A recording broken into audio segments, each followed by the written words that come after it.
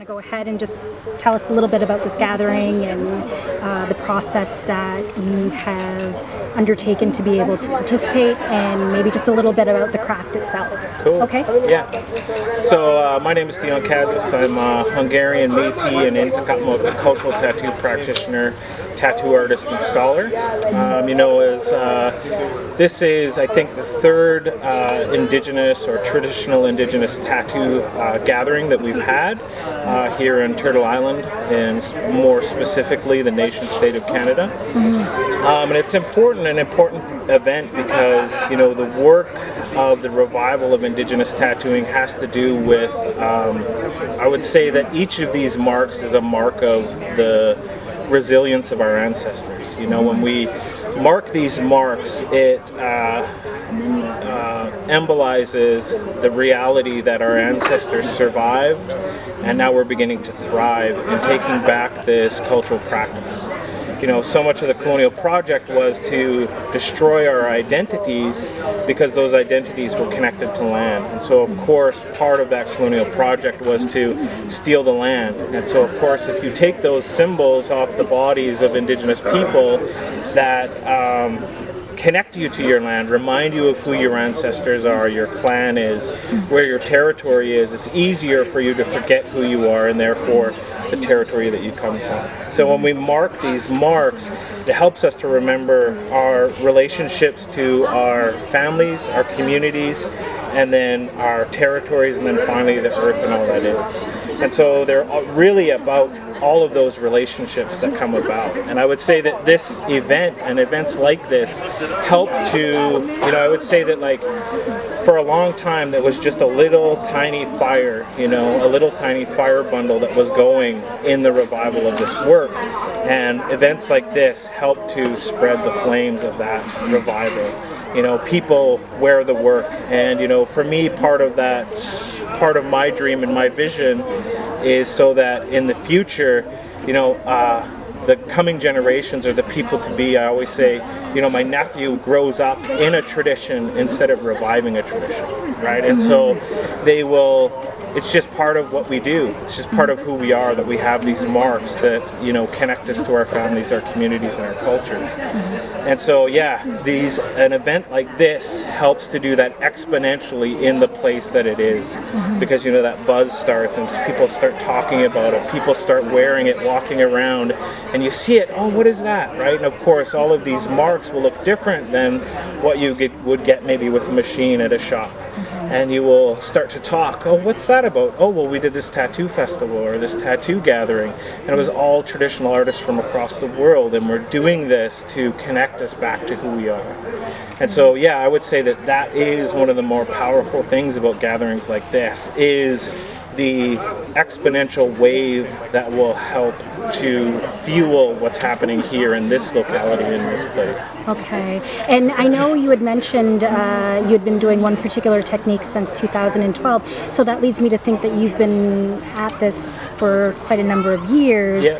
And so versus conventional tattooing, do you find that there's a deeper level of knowledge that you've had to ascertain with traditional folk tattoos? Yeah, I think it's an interesting question. I think in reality, all tattoos have the ability to connect us in those ways. But the very distinct difference about the knowledge associated with this type of tattooing is that we have ancestral designs that come and are inspired by the past, right? And so we look back, and I always say that we're reaching back into the past, in the present, and holding hands with the future.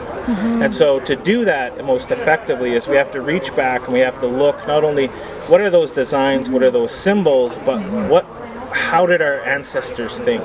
Right, and so we have to understand their worldview and why those markings were important, and then interpret them for today so that the future can have something to inherit. And so, there is certainly a lot more preparation that you have to go through to, ensure that you're doing this practice.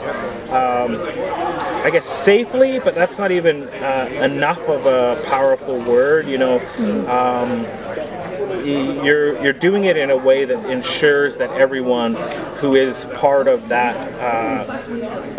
tattoo, you know, was uplifted, right? And so, you know, there's a lot of work that goes into doing that to make sure that everyone's comfortable, make sure that, you know, it's not only about the person getting tattooed, but it's everybody around. So you make sure that, you know, they can feel that sense of that connection. And so when you're traveling and moving around from place to place, are you able to pick up easily the designs that people of a certain nation want?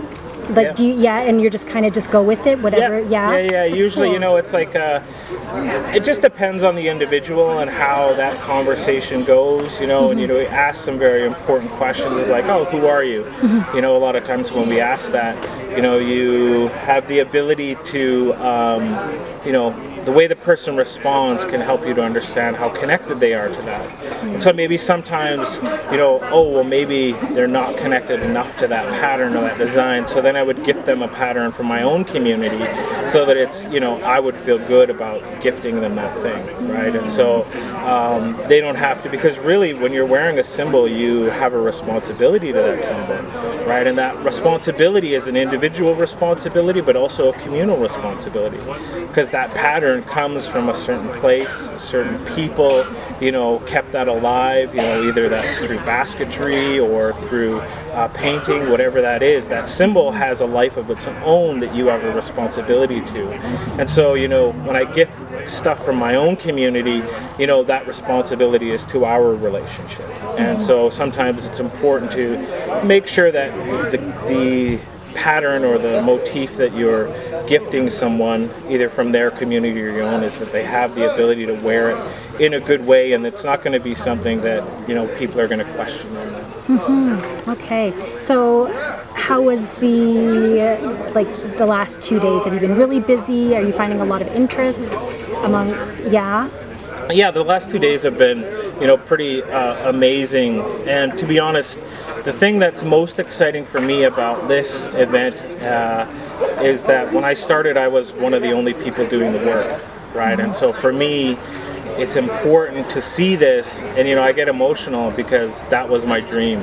You know, there are people, like when you go to Aotearoa, to New Zealand, and you see there's artists making a living with moko, their traditional tattoos, right? And you walk down in Auckland and you see people crossing the street wearing moko, right? And that is who they are. When you see that, you know, oh, that's moko, they're from New Zealand, or they have some connection there. So, you know, and we, for our people, or my people, you know, it was said that at one time everyone over the age of puberty had some type of marking, right? And so when we get to that place, then we can relax and that work is done. But it's exciting to come here and see so many practitioners doing the work, holding it up in a good way and moving forward, so that it's not, you know, and Keone Nunez says sometimes that's a heavy burden to carry that, right? And so it's nice to have others to help to carry that. Oh, well, now I appreciate you talking to me today. It's been fabulous watching you. You're very gifted. Oh, cool. Thank you.